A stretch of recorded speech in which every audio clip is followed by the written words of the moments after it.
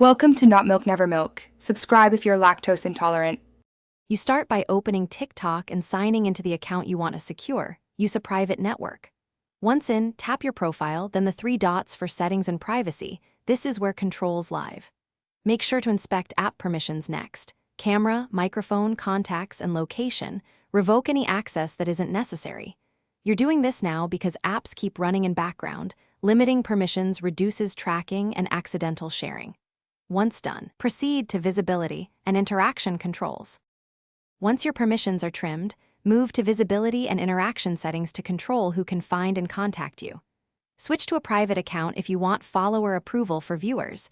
This prevents strangers from seeing your posts. Make sure to remove or block unwanted followers and approve pending requests intentionally.